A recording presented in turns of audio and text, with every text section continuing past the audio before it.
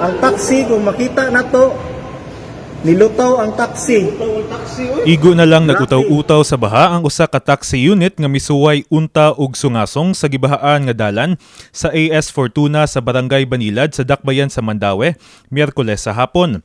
Sa video nga kuha ni Jazz Atadero nga nagtrabaho rasab sa lugar, iyang gipakita og gihulagway ang sitwasyon sa lapas hawak nga gitas-on sa tubig baha. Igo na lang gani nga nangumedya si Atadero nga masusama na sa usa ka beach ang sitwasyon sa maong dapit kun dunay pag-uwan. Nagtuo siguro siya nga mabaw-mabaw ra no, kaluoy pud tao na parabay pasahero ang maong taxi. Ang maong lugar usa sa mga hilabihang bahaan kun dunay pag-uwan sa Metro Cebu.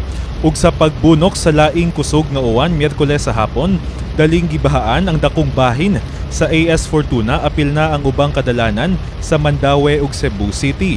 Giangkon ni Mandaue City Mayor Jonas Cortez nga ang pagbaha usa gyud sa dakong suliran karon sa Dakbayan ug sa uban pang bahin sa Metro Cebu ug sa tibuok lalawigan. Much more ang Mandaue ug ang Talisay nga recipient sa tubig. Katong tubig sa gani sa UN Avenue, that was a kato mga ni backflow ang kuan sa Butuanon River dito ni overflow padong sa UN Avenue. So again, we wanted to find in as much as gusto na itong masulba dayon, but this is a huge problem nga needs cooperation between local government units and national government agencies.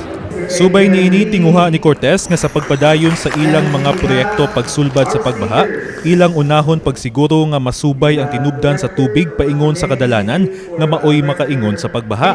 Si Cortez miasoy usab sa May TV Cebu sa dugang plano sa iyang administrasyon aron masulbad ang maong problema. We are now toying ato nang gipakuan sa tong consultant the proper and size of drainage nga atong ipang-install. Kay nakita nato there are drainage lines nga di na gyud capable sa volume of water. Now we are trying to kuan sa atong master drainage plan nga ang outfall ato nang ibuwag-buwagon, not just dependent on katong drainage lines sa major thoroughfares. Gihangyo usab ni Cortez ang mga negosyante nga inigabot sa panahon sa renovation ug pagpatungan sa mga drainage projects nga makaapekto sa ilang negosyo, muutong lang usa tungod gamay ra kini nga sakripisyo aron mahuman ang problema sa pagbaha. Apan taliwa sa mga pag-uwan, makita gihapon ang ubang mga batan-on nga maglingaw-lingaw gihapon bisan og nabahaan na.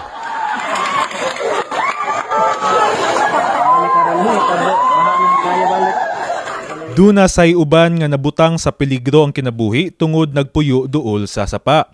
Gibutyag ni Cortez nga sama sa Cebu City, ilahas ang limpyuhan ug hawanan ang mga kasapaan sa Mandaue gikan sa mga iligal nga struktura.